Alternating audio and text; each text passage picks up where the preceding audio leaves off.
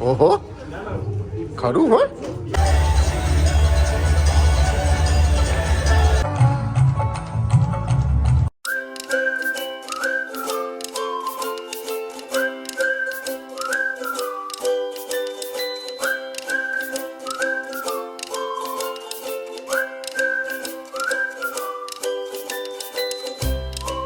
Hello everyone, welcome back to our channel. અમે છીએ the Gujju family in Canada અને મારી કઝિન ફોરમ અને રાજકુમારના વેડિંગ આગળ વધારીએ.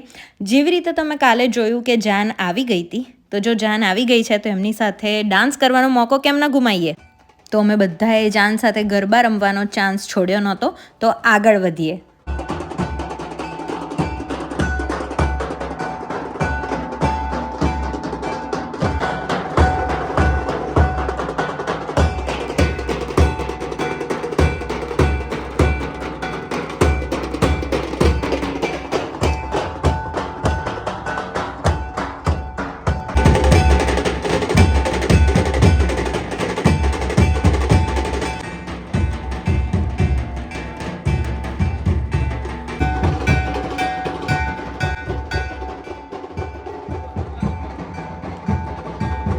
અને અહીંયા માસી વેઇટ કરી રહ્યા હતા એમના કુમારનો. અને આ બાજુ અહીંયા જાનૈયાઓ વાજતે ગાજતે જાન લઈને આવી ગયા હતા.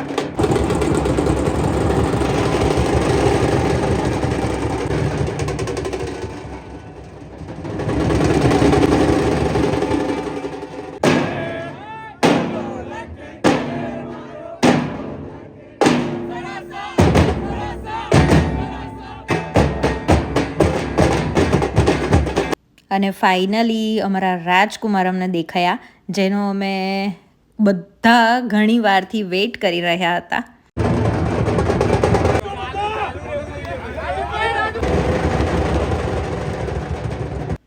અને પીહુ તો સરપ્રાઈઝ હતી આ બધું જોઈને કે આવી રીતે જાન આવે, બધા ડાન્સ કરે, અને એને તો બહુ જ મજા આવી ગઈ હતી. એણે પણ બહુ ડાન્સ કર્યો.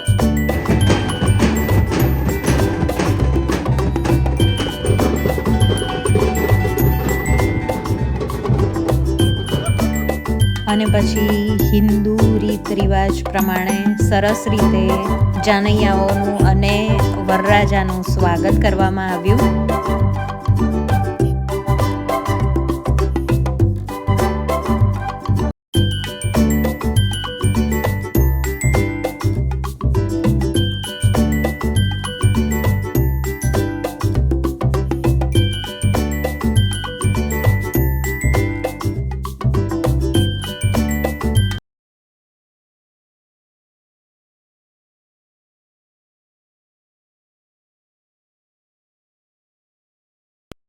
અને આવી રીતે સુંદર જાન પ્રસ્થાન થયું.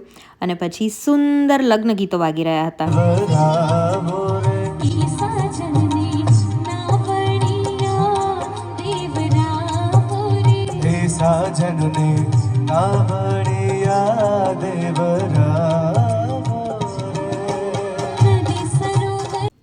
અને પછી વરરાજાના બધા સાળીઓ જે હતા, એટલે કે અમે વરરાજાને કલવો પીરસવા માટે તૈયાર હતા. વરરાજાને કલવો પીરસવા માટે જઈ રહ્યા હતા. બસ બસ.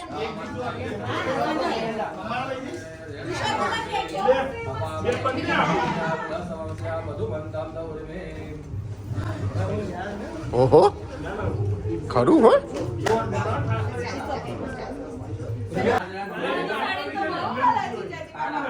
બાપરે બાપ.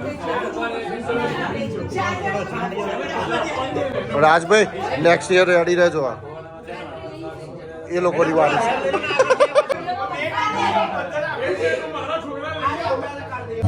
અને પછી હતો વરમાલાનો સમય.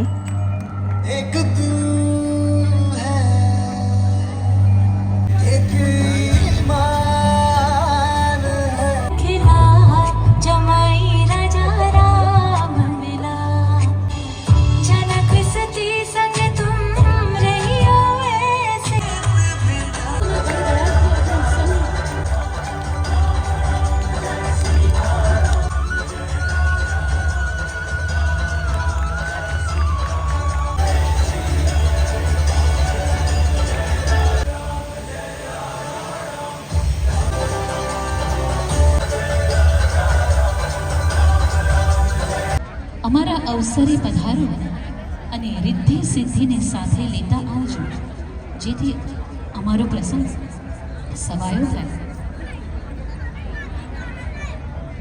હે ગૌરીનંદન ગણેશ, રિદ્ધિ સિદ્ધિના દાતા, અમે આપનું આહવાન કરીએ છીએ.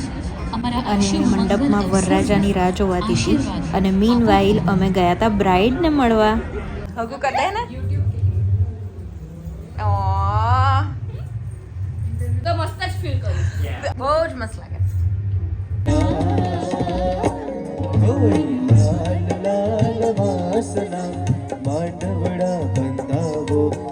અને પછી સમય હતો ફોરમનો મંડપમાં જવાનો.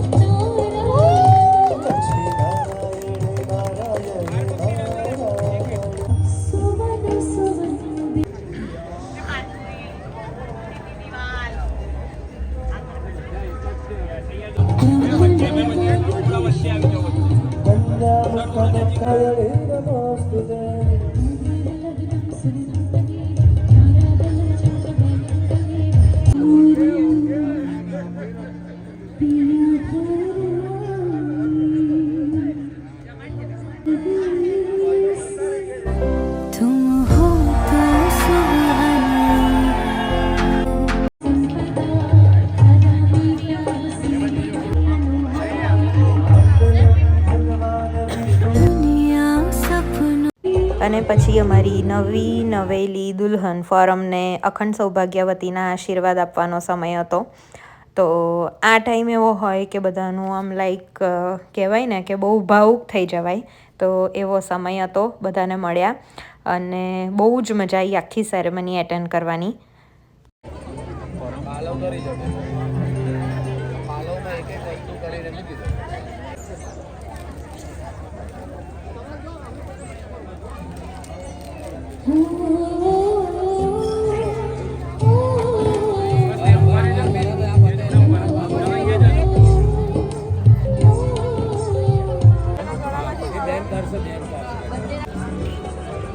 અને પછી છેલ્લે હતી ખાંડ ફાંકવાની જે વિધિ હતી કે જેમાં છોકરી પક્ષ અને છોકરા પક્ષના બંને જેન્ટ્સ અને લેડીઝ સામસામે બેસે અને ઇન્ટ્રોડ્યુસ કરાવવામાં આવે. આ એક રિવાજ એવો છે કે જેમાં છોકરા પક્ષના બધા છોકરી પક્ષનાને અને છોકરી પક્ષના બધા છોકરા પક્ષનાને ઓળખે. તો આમાં પણ પીહુને બહુ મજા આવી ગઈ. એણે એવું કીધું કે મને પણ ચાલો કરો, મારે પણ ખાંડ ફાંકવી છે. તો લાઈક આવા નાના રિવાજ પણ કેટલા ઇમ્પોર્ટન્ટ હોય છે. એ જ્યારે ઘરના લગ્નમાં જઈએ ને ત્યારે જ આપણને ફીલ થાય. અને એ અમે કર્યું, બધા એકબીજાને બધાએ ઇન્ટ્રોડ્યુસ કર્યા. રાજકુમારના મમ્મી જે છે એ અમને ચાંદલા કરી રહ્યા હતા અને મારા માસી બધાની ઓળખાણ કરાવી રહ્યા હતા. અને એવી જ રીતે સેમ મીના આંટી જે હતા રાજકુમારના મમ્મી, એ બીના માસીને બધાને ઇન્ટ્રોડ્યુસ કરાવતા હતા.